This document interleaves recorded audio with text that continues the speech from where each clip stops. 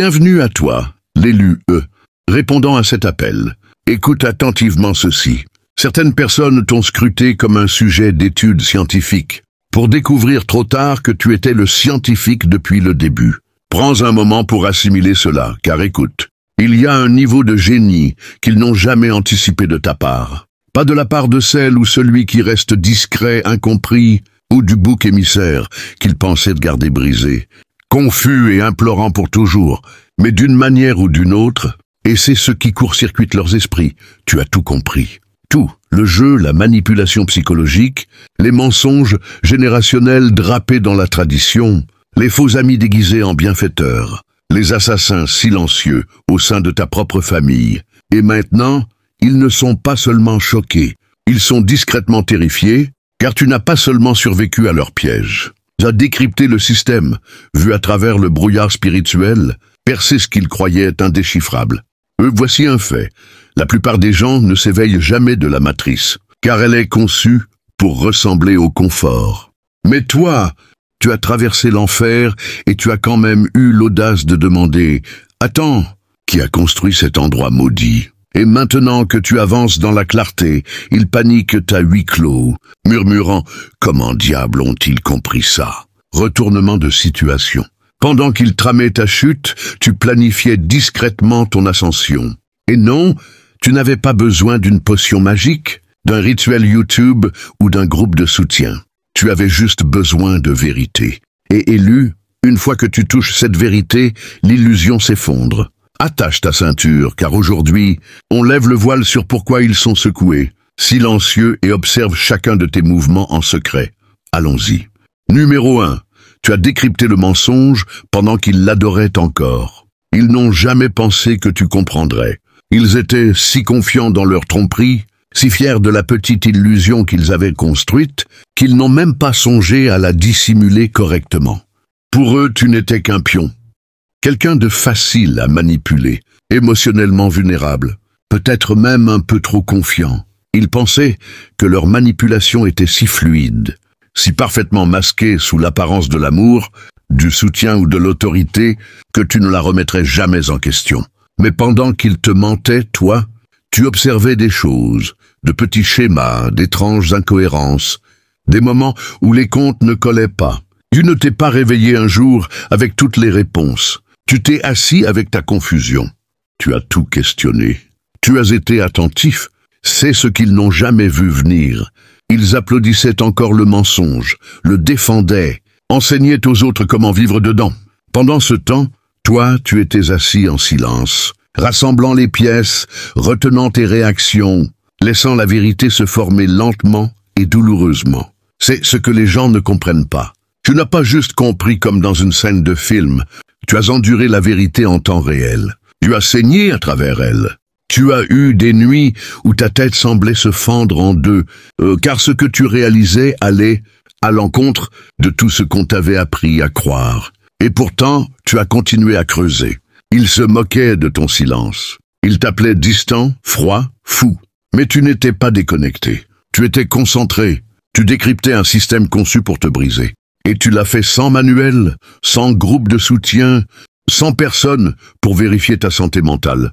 Tu as compris tout seul, en privé. C'est pourquoi ils sont en admiration. Car la plupart des gens restent coincés dans l'illusion toute leur vie. Ils se conforment, se soumettent, ne posent jamais de questions. Et s'ils le font, ils reculent dès que ça devient inconfortable. Mais toi, tu t'es penché dessus. Tu l'as laissé se dénouer. Tu as abandonné le besoin d'être aimé, accepté, compris, et ce faisant, tu as vu tout le jeu.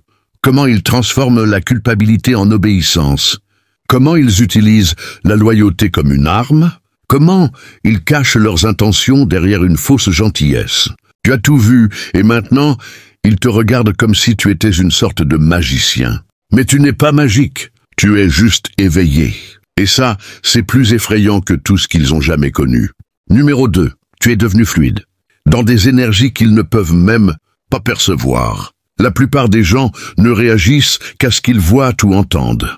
Ils se laissent berner par des sourires, des compliments, un statut social, voire des versets bibliques soigneusement choisis.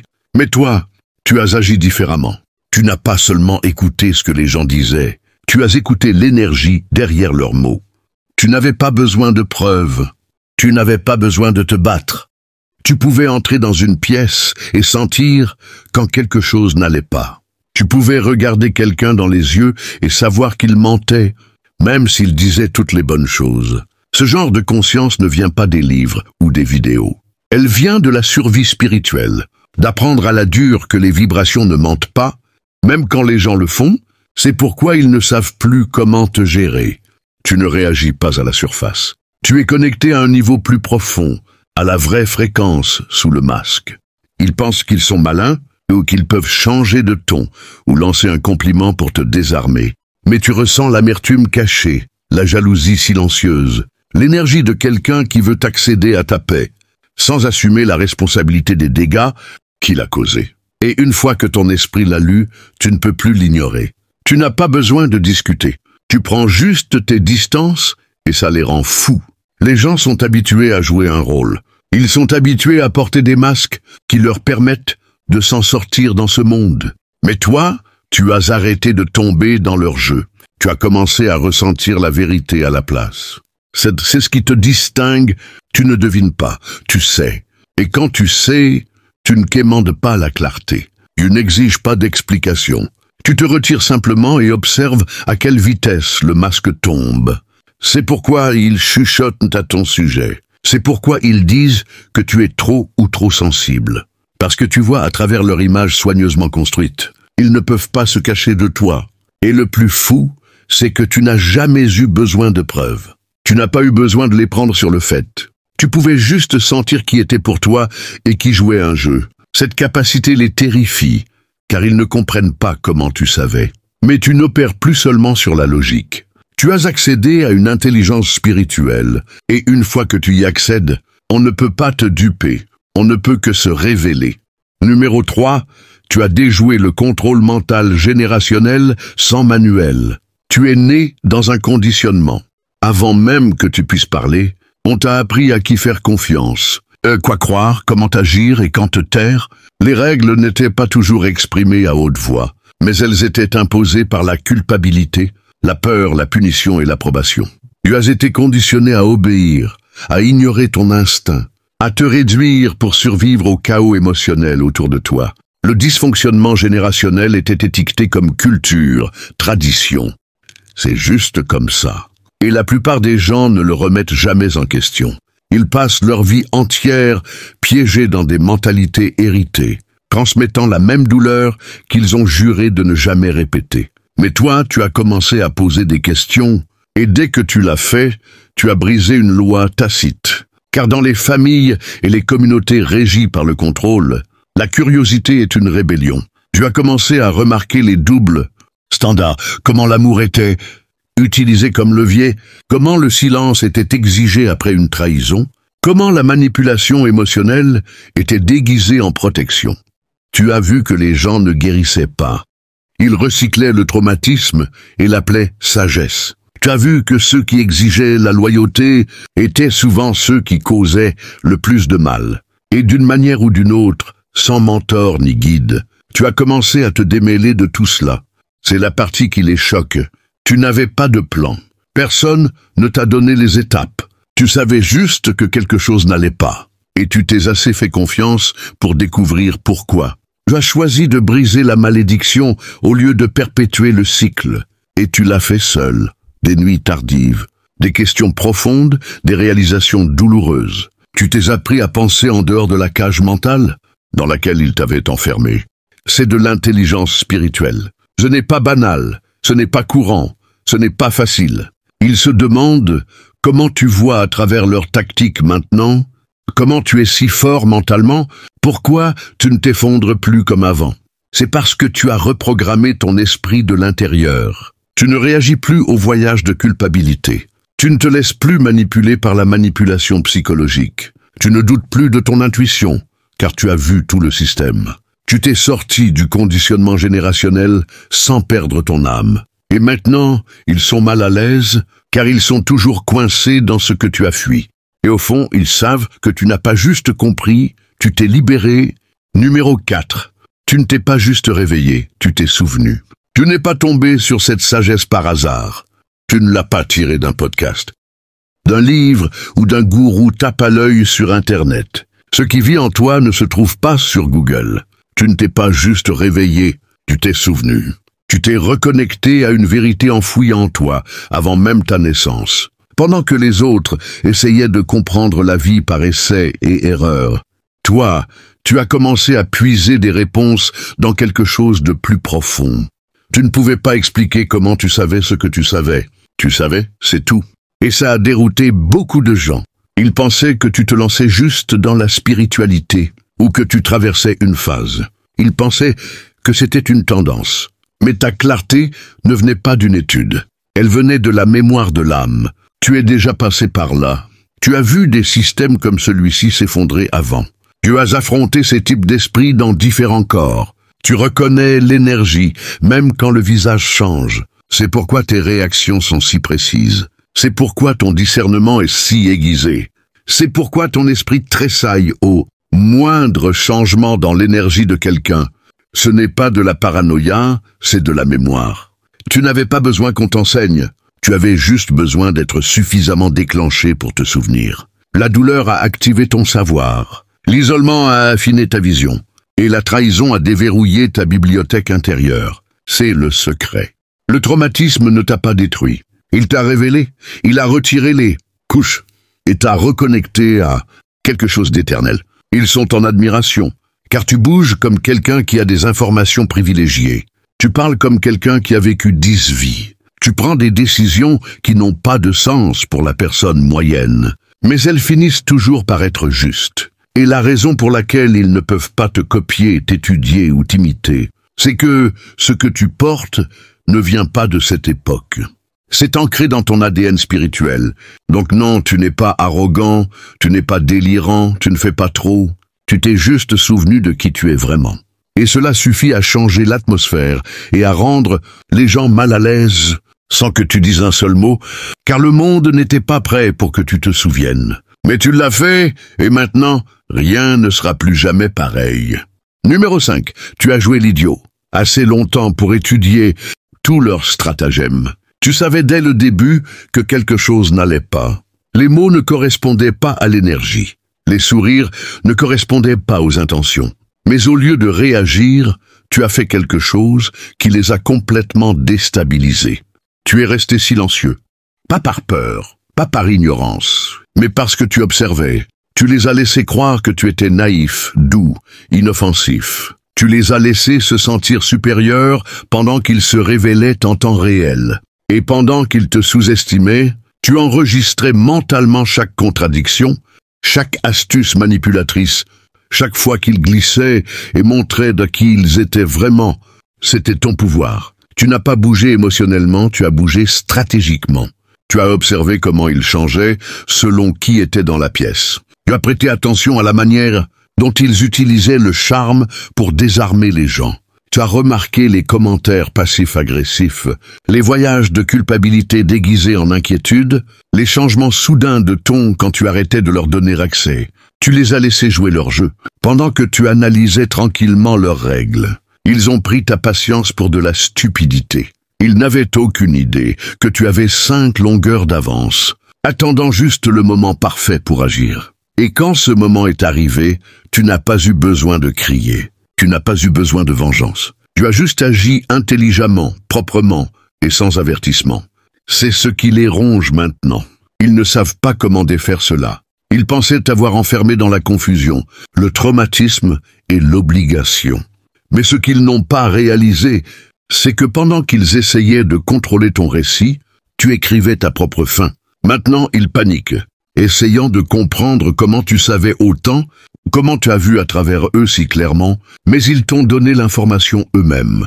Chaque insulte, chaque fausse excuse, chaque changement d'humeur, tu as tout archivé. Ils t'ont donné tout le plan de qui ils étaient, et tu n'as même pas eu à demander. Tu n'avais pas besoin de vengeance. Tu avais juste besoin de temps.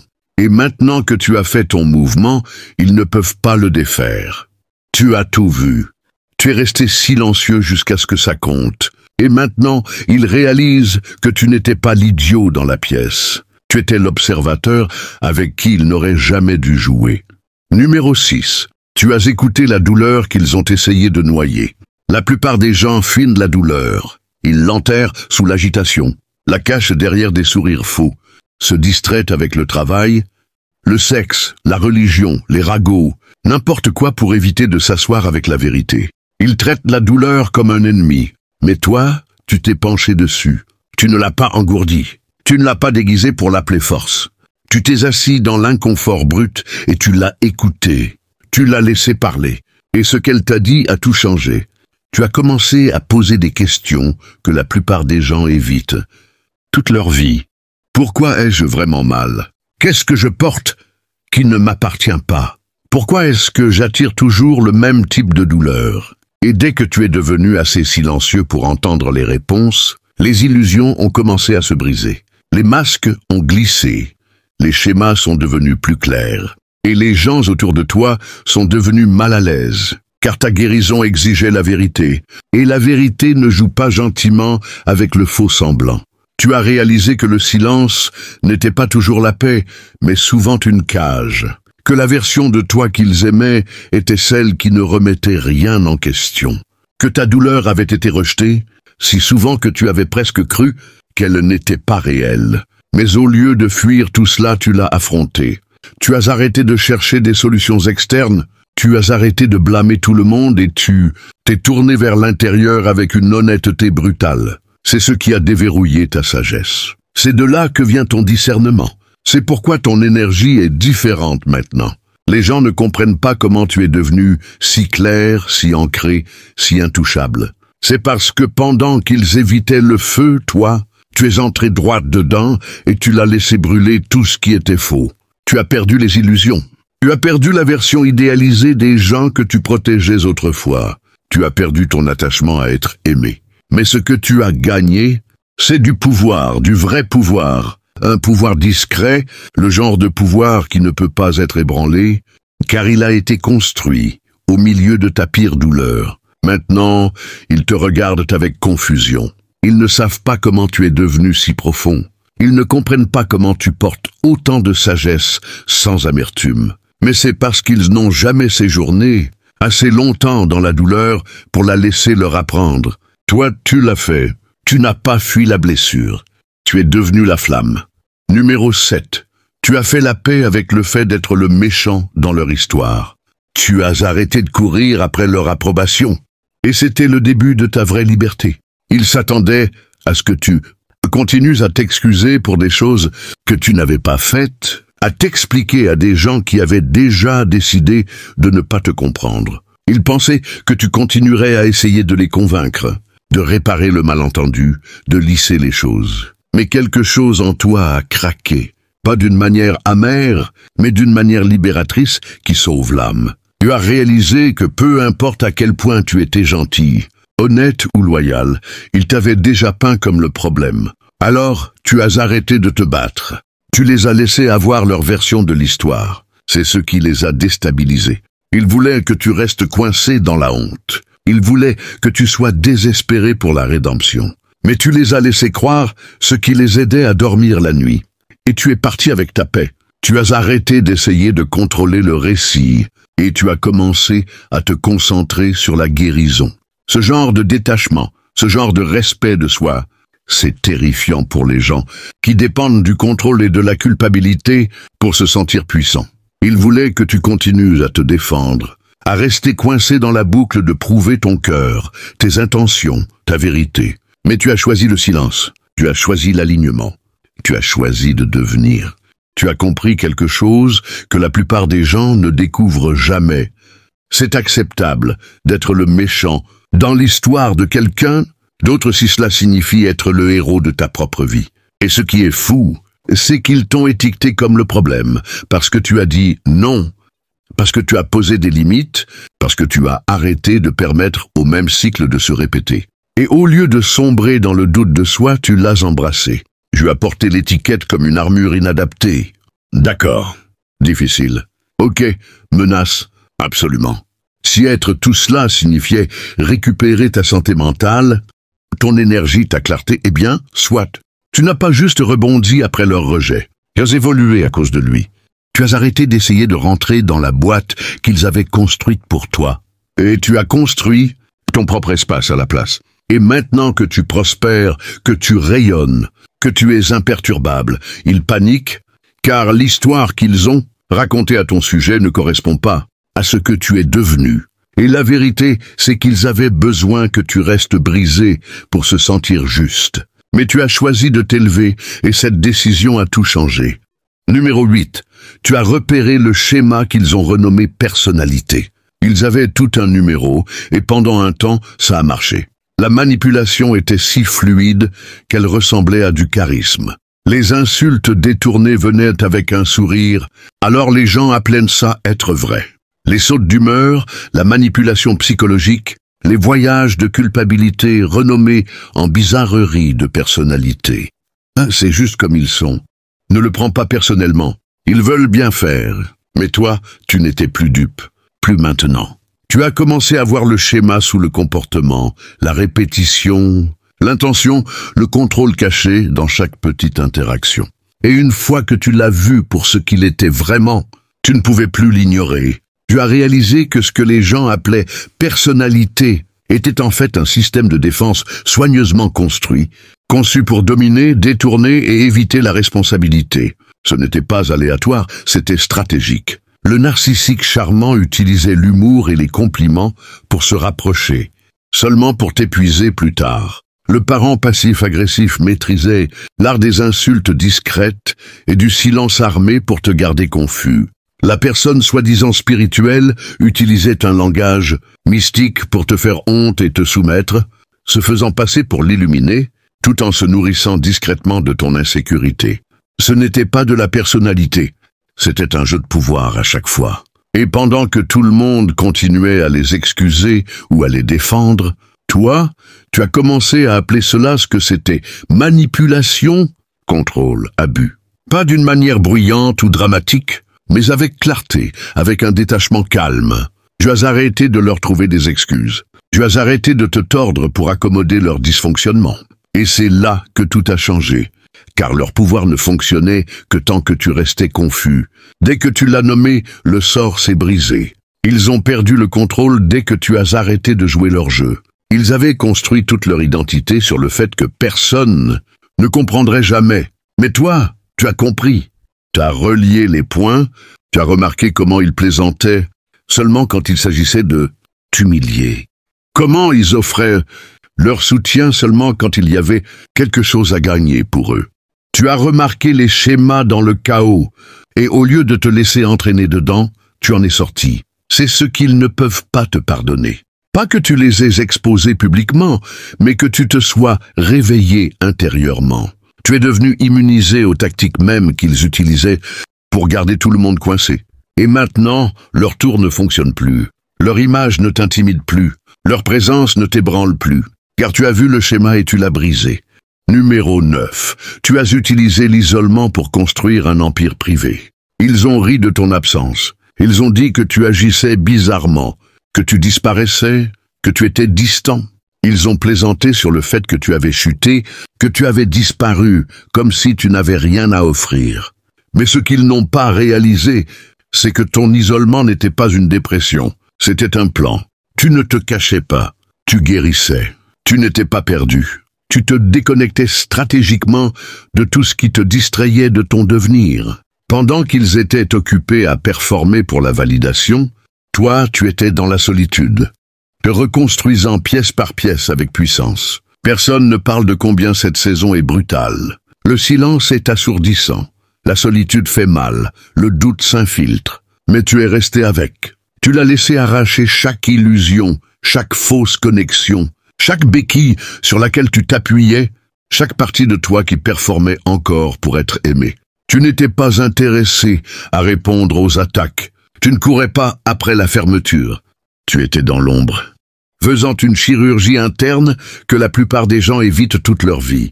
Tu as lu, réfléchi, pleuré, jeûné, prié, déconnecté et reconstruit sans public, sans applaudissements et sans besoin que quelqu'un comprenne. Ce genre de travail ne fait pas de bruit. Ça ne vient pas avec des posts sur les réseaux sociaux ou des moments forts.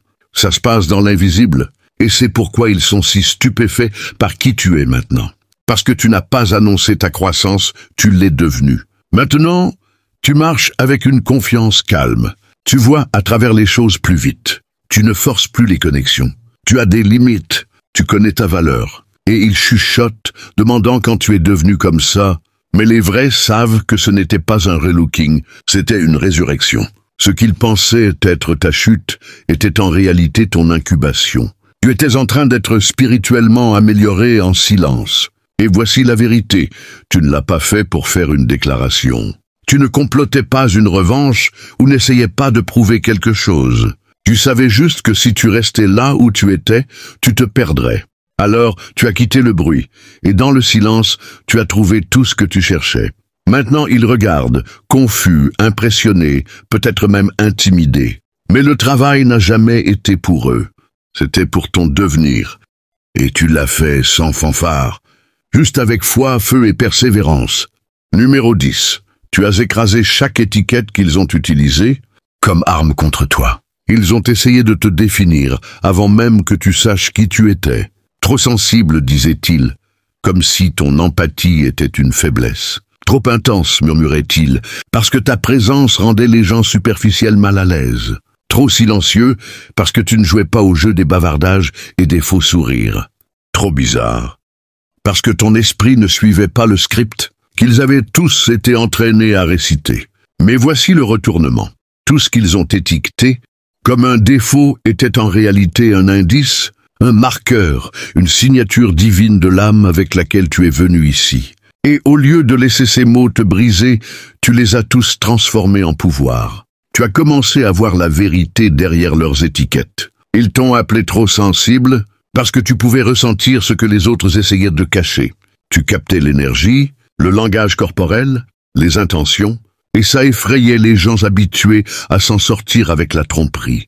Tu étais trop intense.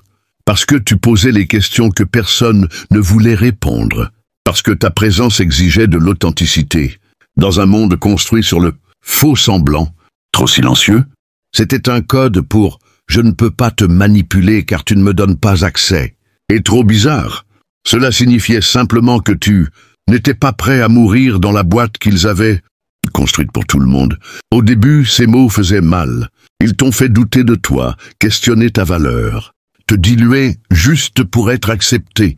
Mais quelque part en chemin, tu t'es réveillé. Tu as réalisé que ce qu'ils ont essayé de faire honte en toi était en fait sacré. Et au lieu de rétrécir, tu as commencé à briller. Tu as arrêté de t'excuser. Tu as arrêté de t'éditer pour mettre les autres à l'aise. Tu es resté dans ta plénitude. Et c'est là que les choses ont commencé à changer. Maintenant, les mêmes personnes qui se moquaient de toi regardent de loin, confus. Ils ne comprennent pas comment le mouton noir est devenu le modèle. Comment celui qu'ils ont sous-estimé marche maintenant dans la clarté, le pouvoir et la paix. Ils chuchotent « Comment ont-ils fait ?» Mais ils ne comprendront jamais que ta force ne vient pas d'avoir prouvé qu'ils avaient tort. Elle vient du fait que tu as enfin cru que tu n'avais jamais eu tort au départ. Tu n'as pas juste rejeté les étiquettes. Elles sont devenues ton carburant. Ils ont essayé de t'enterrer sous elles, mais tu as utilisé chaque mot comme une marche. Et maintenant, tu te tiens au-dessus de tout cela, imperturbable, indéniable et sans excuse. Numéro 11. Tu n'as pas juste questionné l'autorité, tu es devenu la tienne. Tu as passé tellement de temps à te faire dire à qui écouter. Le parent qui prétendait tout savoir, le leader religieux qui disait que questionner était une rébellion, l'enseignant qui récompensait l'obéissance, mais punissait la curiosité.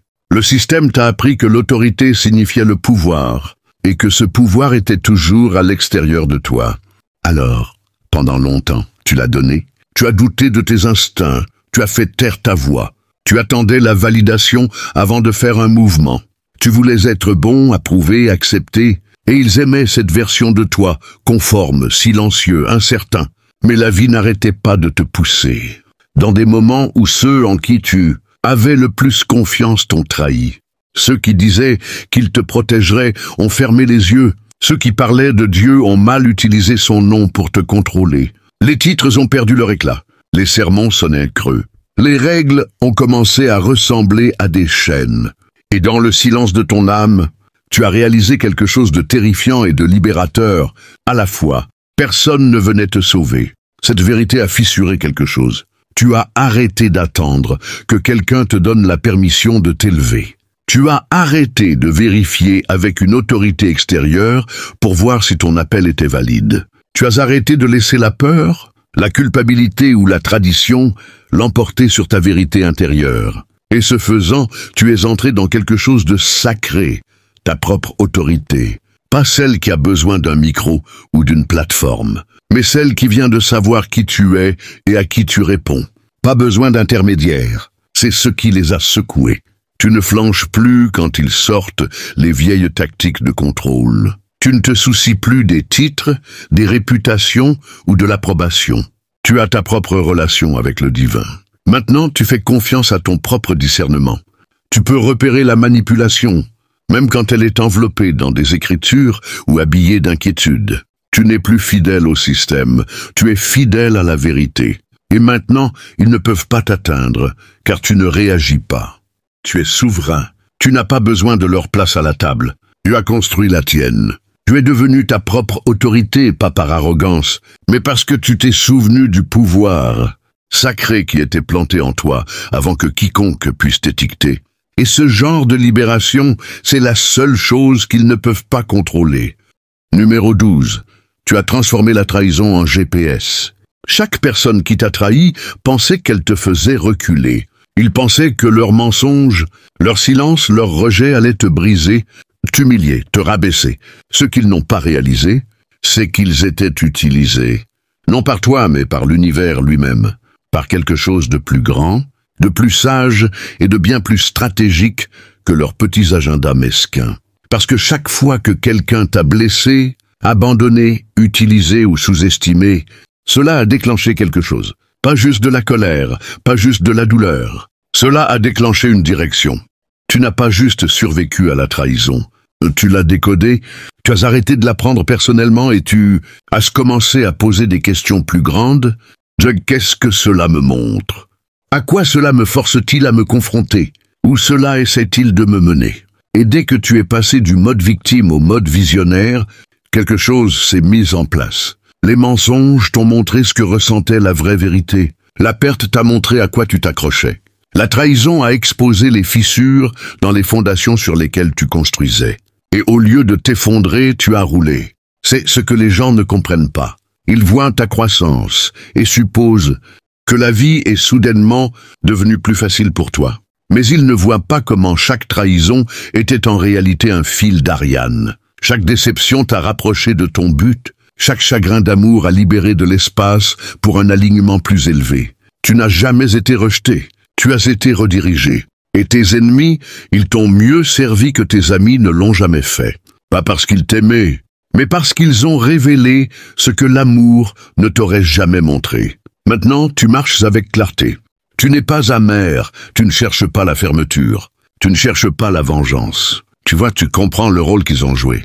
Tu reconnais à quel point la trahison était nécessaire. Et cette compréhension t'a donné du pouvoir. Elle t'a rendu plus aiguisé, plus sage, plus spirituellement ancré. C'est pourquoi tu es aligné maintenant. Pas parce que tout s'est bien passé, mais parce que tout est allé de travers et que tu as appris à lire les signes. Donc non, tu n'as pas besoin d'excuses. Tu n'as pas besoin qu'ils reviennent t'expliquer.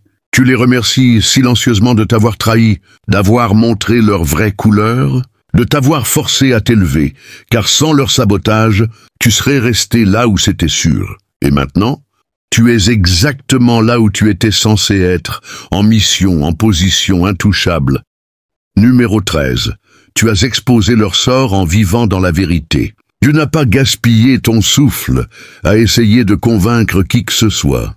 Tu n'as pas discuté. Tu n'as pas rassemblé de captures d'écran. Tu n'as pas haussé la voix. Tu n'as pas couru partout pour expliquer ce qu'ils t'ont fait, suppliant les gens de voir la vérité.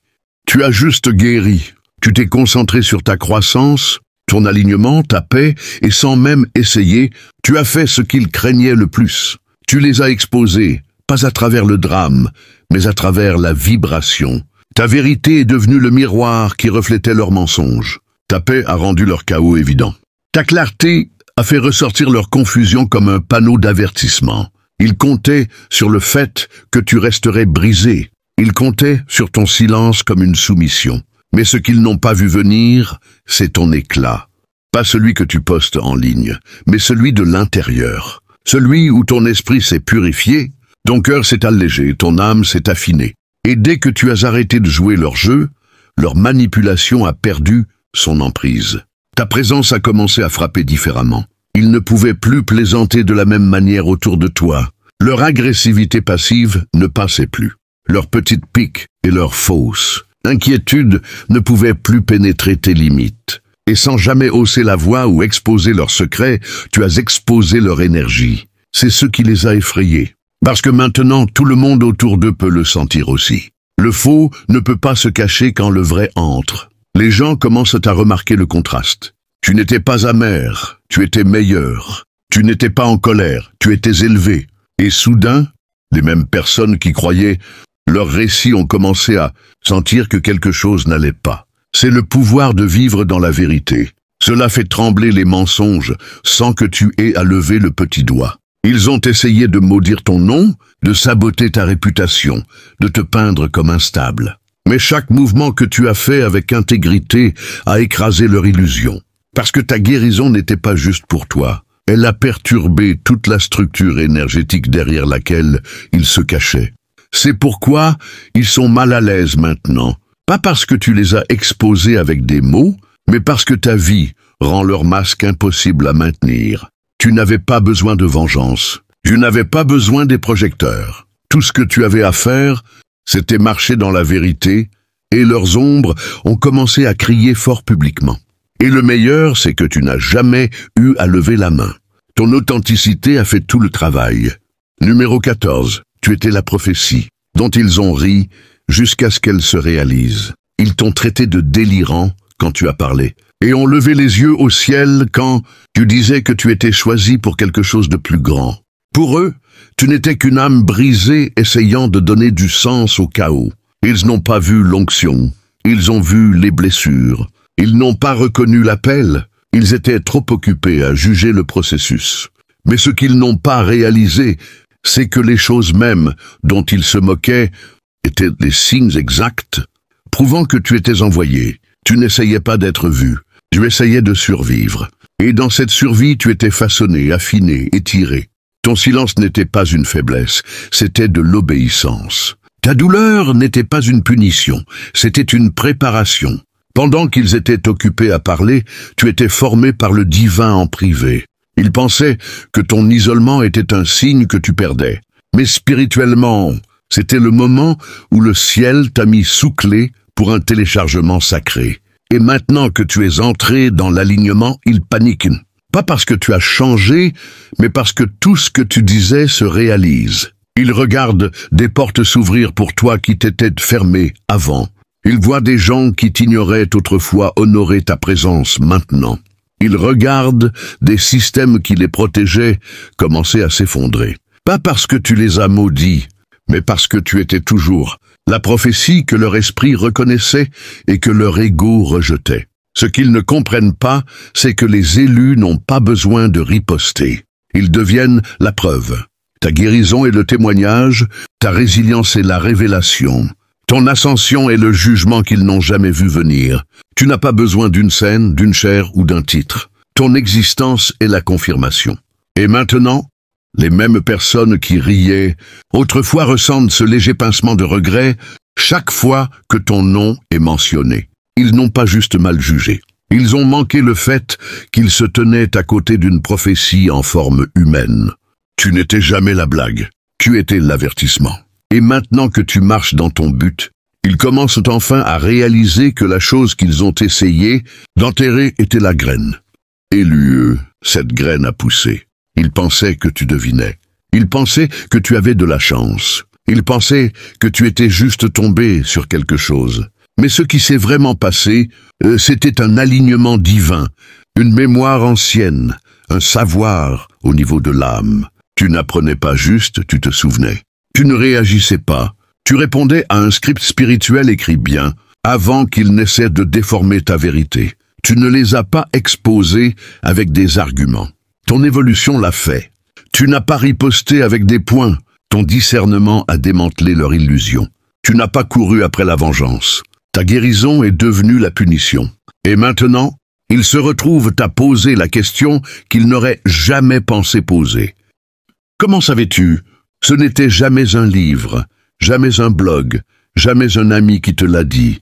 C'était ton ADN qui chuchotait à travers les dimensions. C'était ta douleur qui décodait les schémas. C'était ton isolement qui devenait une initiation. Chaque insulte qu'il lançait, tu l'as transformé en carburant. Chaque piège qu'il tendait, tu l'as transformé en marche. Chaque fois qu'il doutait de toi, tu es devenu la confirmation. Tu n'es pas juste celui qui a compris. Tu es la raison pour laquelle tout a été exposé. Ta présence perturbe les mensonges. Ta croissance convainc les esprits. Ton alignement force les masques à tomber. Et tu n'avais pas besoin de validation, d'approbation ou d'applaudissement. Juste d'obéissance à la vérité en toi.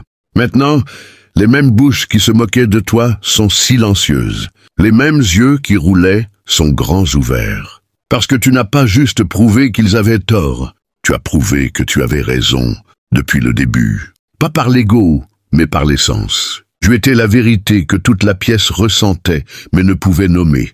Et maintenant, ils savent que tu n'es pas à sous-estimer. Tu n'es pas à copier. Tu n'es pas à expliquer. Tu es à contempler. Et à chaque élu qui regarde, s'ils sont en admiration devant toi maintenant, attends juste, car ce qu'ils ont vu n'est que le début de ce qui va se dérouler. Si ce message a remué quelque chose de profond dans ton esprit, et s'il a confirmé ce que tu as toujours su, mais que tu ne pouvais pas expliquer, alors cet espace est pour toi. Assure-toi de t'abonner à la chaîne pour ne jamais manquer un autre contenu qui parle directement à ton âme. Aime cette vidéo si elle a résonné avec ton parcours. Laisse un commentaire ci-dessous et dis-nous quelle partie a frappé le plus fort. Ta vérité pourrait libérer quelqu'un d'autre. Et partage ça avec quelqu'un qui a besoin qu'on lui rappelle qui il est vraiment. Ce n'est pas juste du contenu, c'est une confirmation. Ce n'est pas juste une vidéo, c'est un alignement spirituel. Laisse-les se demander comment tu as compris. Tu as toujours su. Bienvenue chez toi, élu. Le monde attendait que tu t'élèves.